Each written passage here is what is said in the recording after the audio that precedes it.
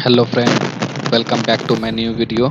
आज हम समझेंगे कि अगर किन्हीं का पीएफ कट रहा है और उनकी मृत्यु हो जाती है तो उनको पीएफ का पैसा, पेंशन और इंश्योरेंस का पैसा कैसे मिलेगा।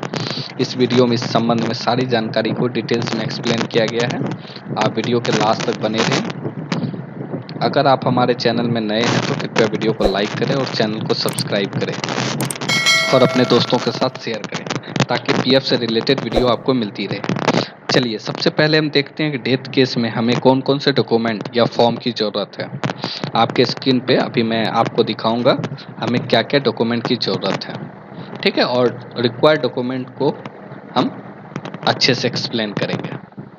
ये देखिए, इसके डॉक्यूमेंट क्या क्या है। Required document, death composite claim form, ये अभी मैं आपको दिखाऊंगा। फैमिली पर्टिकुलर फॉर्म, ये दो को अभी मैं पहले देख लेते हैं इसको कैसे फिल करना है और ये क्या क्या होता है दो फॉर्म, ठीक है। इसको मैं मिनिमाइज कर देता हूँ, ठीक है। अब देखिए, ये कंपोजिट डेथ क्लेम फॉर्म, ये आपको इस टाइप से देखने को मिलेगा। ये इसको आप कहीं से भी इंटरनेट से डाउनलोड कर सकते हैं या तो फिर इसकी लिंक मैं डिस्क्रिप्शन में दे दूंगा, आप वहां से डाउनलोड कर सकते हैं। अब देखिए, ये है कंपोजिट क्लेम फॉर्म। यहाँ देखिए, आप ऊपर देख रहे होंगे 20 पीएफ पेमेंट का, फॉर्म 10D पेंशन का और फॉर्म 5 आईएफ जिसको ईडीएलआई बोलते हैं, इंश्योरेंस। अब देखिए, यहाँ आप अगर उनकी मृत्यु सेवा के दौरान हुई हो, मतलब ड्यूरिंग द पीरियड, तो उनको इंश्योरेंस मिलेगा, ठीक है। तो यहाँ पे तीनों पे टिक करेंगे। आपको जो भी चीज़ें, सपोज दैट आपको सेवा के दौरान हुई है तो उनको ईडीएलआई भी मिलेगी, पेंशन भी मिलेगी और पीएफ का भी मिलेगा। अब देखिए, इस तीनों में टिक करेंगे। उसके बाद मृतक सदस्य का नाम, यहाँ आप उनका नाम लिखेंगे। इस फॉर्म को जो जो इसमें दिया हुआ है उस कॉलम को आप भरेंगे। अब देखिए, इसमें जो जिनको सबसे ज़्यादा समस्या आती है, डेट ऑफ लिविंग सर्विसेज का।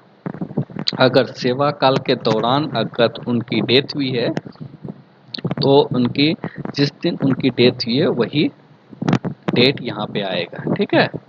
ये डेट ऑफ लिविंग सर्विसेज में यहाँ पे, और उसके आगे आप ये सारे डॉक्यूमेंट को, ये फॉर्म को आप फिल करेंगे। यहाँ देखिए, जहाँ जहाँ मेजर मतलब लोगों को दिक्कतें आती है मैं उसको लेके चलता हूँ, ठीक है। यहाँ पे अगर सेवा काल के दौरान हुई है तो यहाँ यस लिखेंगे, नहीं हुई है तो नो लिखेंगे। अब देखिए, सपोज दैट मान के चलिए उनकी किसी व्यक्ति की मृत्यु हुई है, एग्जाम्पल के तौर पे देखते हैं। उनके 3 बच्चे हैं जो 15 साल, 12 साल और 17 साल के हैं, ठीक है। यहाँ उनकी वाइफ का नाम आएगा, यहाँ पे इसके आगे डिटेल्स भरेंगे, पति पत्नी जो भी है, आधार नंबर, ये सब सारे कॉल। अब उसके दोनों 2 बच्चे, 3 बच्चे जो और हैं उनकी भी डिटेल्स आएगी। अब नीचे चलते हैं। यहाँ भी देखिए, यहाँ पहले उनकी वाइफ का नाम आएगा, फिर यहाँ बच्चे का नाम आएगा। एक कॉलम यहाँ और बना लेंगे, अगर 3 बच्चे हैं तो यहाँ भी उनका नाम आएगा। और ये डिटेल्स जो है पीएफ ईडीएलआई, जो इसमें अगर लड़का है 18 साल से कम उम्र का है तो उसको पीएफ और ईडीएलआई का भी मिलेगा, ठीक है। सपोज ईडीएलआई का 100 रुपये मिलने हैं एग्जाम्पल के तौर पे। अगर पत्नी और 3 बच्चे हैं जो 18 साल से कम हैं, लड़की जिनकी शादी नहीं हुई है तब तक, लड़कियों के लिए ये है। जैसे 100 रुपये मिलने हैं और 3 बच्चे और एक वाइफ है तो 25-25-25 रुपया चारों को मिलेगा। अगर 3 बच्चे हैं तो 33-33-33.33 ऐसे करके मिलेगा, ठीक है। ये हो गया पीएफ और ईडीएलआई के लिए। अब देखिए, अब आता है पेंशन के लिए। पेंशन में क्या माना जाता है, अगर लड़के लड़की की उम्र 25 साल से कम है, ठीक है, तो उनको पेंशन मिलेगा। तो यहाँ पे अपना डिटेल्स डालेंगे, ठीक है। ये जो जो चीज़ें मांगी गई है वो सब चीज़ें डालेंगे। अब दूसरा था फैमिली पर्टिकुलर फॉर्म, और यहाँ देखिए, यहाँ पे जो क्लेमेंट हैं उनका साइन होगा। चलिए आगे देखते हैं। एक दूसरा फॉर्म था फैमिली पर्टिकुलर फॉर्म, अब हम उसके बारे में जान लेते हैं। ये देखिए, यहाँ पे पहले आप नेम ऑफ डिजीज मेंबर, जिनकी मृत्यु हुई है उनका नाम लिखेंगे। दूसरे में उनका पीएफ अकाउंट नंबर लिखेंगे या यूएन नंबर लिखेंगे। कब उनकी डेथ हुई है, डेथ की तारीख लिखेंगे और कॉज, किस कारण से हुई है उसको लिखेंगे। अब यहाँ देखेंगे सेकंड नंबर में है नेम ऑफ द मेंबर, जिनकी मृत्यु हुई है यहाँ उनका नाम लिखेंगे। कॉलम नंबर 3 में उनकी वाइफ का नाम लिखेंगे, फिर उसके नीचे उनके बच्चे का नाम लिखेंगे। 25 साल से कम के जो हैं उनका नाम लिखेंगे, उनका एज, मैरिटल स्टेटस, रिलेशन, ये सब लिखेंगे। और 7वें कॉलम या तो यहाँ या तो नीचे कहीं भी जिनकी मृत्यु हुई है उनके मदर फादर की, ये वो डिपेंडेंट हैं या नहीं है। अगर डिपेंडेंट होंगे तो उनको भी पेंशन जाएगा और ईडीएलआई की पेमेंट, पीएफ का पेमेंट, वो सब भी जाएगा। तो उसको भी आपको यहाँ पे मेंशन करना है। अगर वो आश्रित नहीं हैं तो आप यहाँ पे लिख देंगे कि disease members parents are not dependent on him या ऑन डिजीज मेंबर।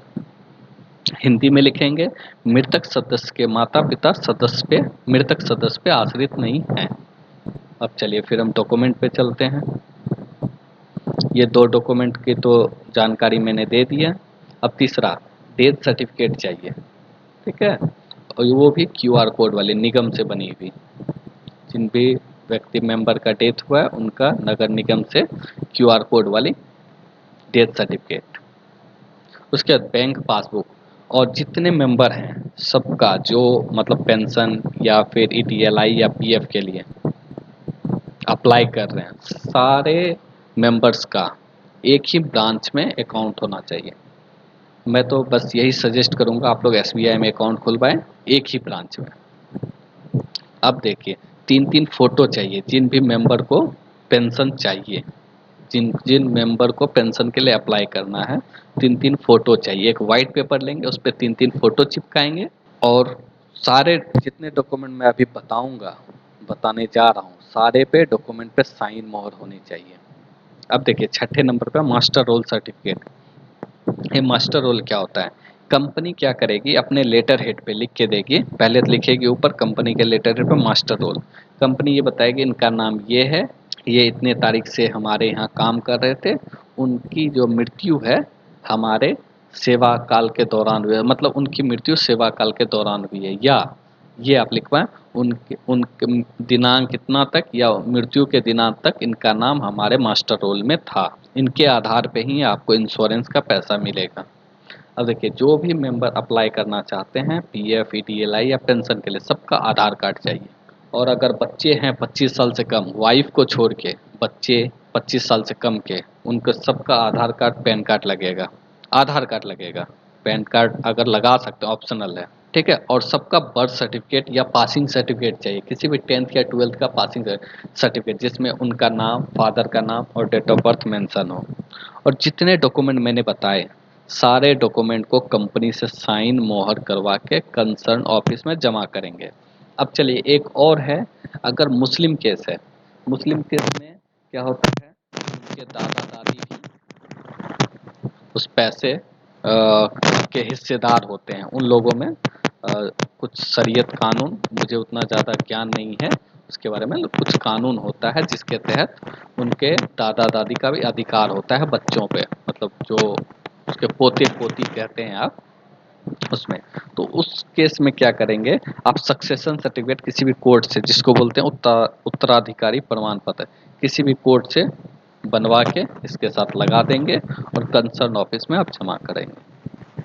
आप इसके स्क्रीनशॉट ले लीजिए, मैं इसको थोड़ी देर के लिए डॉक्यूमेंट, क्या क्या डॉक्यूमेंट चाहिए ये देखिए लिस्ट है आपके सामने, इंग्लिश में है, अभी मैं हिंदी में भी दे देता हूँ। वो सक्सेशन सर्टिफिकेट इसमें नहीं डाला गया है, सक्सेशन सर्टिफिकेट को आप याद रखेंगे, वो बस मुस्लिम केस में होता है। स्क्रीनशॉट ले लीजिए या फिर आप नोट डाउन कर लीजिए वीडियो को पॉज करके।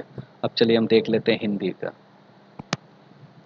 हिंदी में जो कभी कभी कुछ लोगों को दिक्कत होती है तो उसके लिए हमने हिंदी में बनाया हुआ है।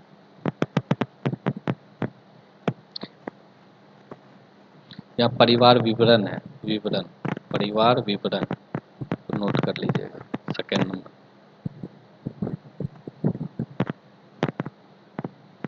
परिवार विवरण स्क्रीनशॉट ले लीजिए या फिर आप वीडियो को पॉज करके नोट डाउन कर लें। अगर फिर भी कुछ भी समस्या आती है तो आप कमेंट कीजिए, हम कमेंट बॉक्स में उसका आंसर देंगे, आपके डाउट को क्लियर करेंगे।